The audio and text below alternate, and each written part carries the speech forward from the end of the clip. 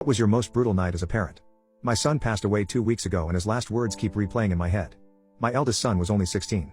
He was my wife's firstborn and I adopted him at the age of 7, making him my only son at the time. I loved him as much as my other 2 boys we had later.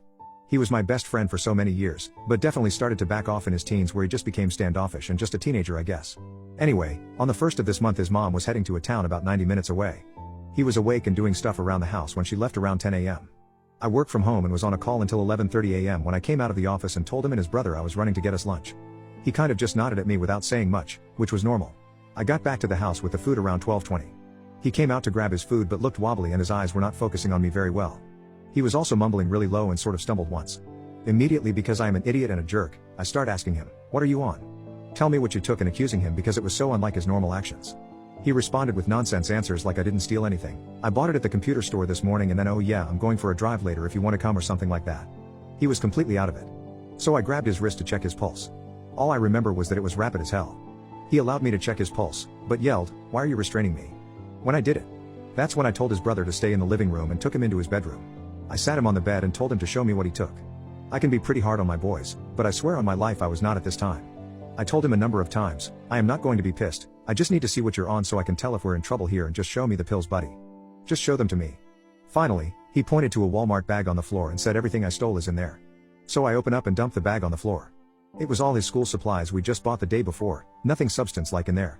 That's when I started questioning myself. I knew he wasn't a substance user, I knew he never really left the house all summer, so why the hell am I accusing him like this? That's when it clicked. Holy crap, he's having a stroke. I called 911 and asked for EMS. As I was on the phone, I went back to him and demanded he smile at me. He was kind of laughing and gave me a big smile and his face wasn't drooping or anything. Then I said, "Okay buddy, raise your hands." He gave a ha-ha then said raise the roof and lifted his arms. They didn't seem to be weak, but as he started to sit back down on the bed, he kind of fell. So, I grabbed his hand in this kind of clasp and he squeezed mine tightly. Then he said it. His last words were, "Oh my God. Why is he in our house?" As he looked up over my shoulder. I know now he saw death coming and he was so freaking scared.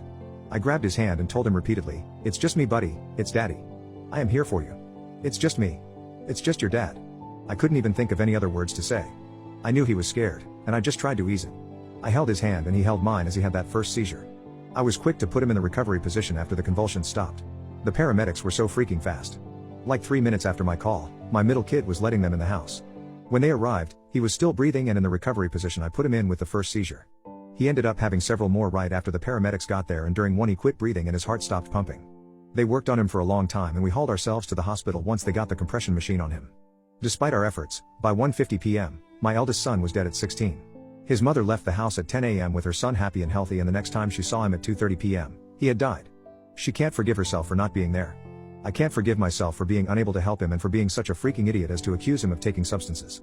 Not knowing how the hell it all happened so fast and knowing his last words were ones of fear and terror have been messing me up for almost 2 weeks now.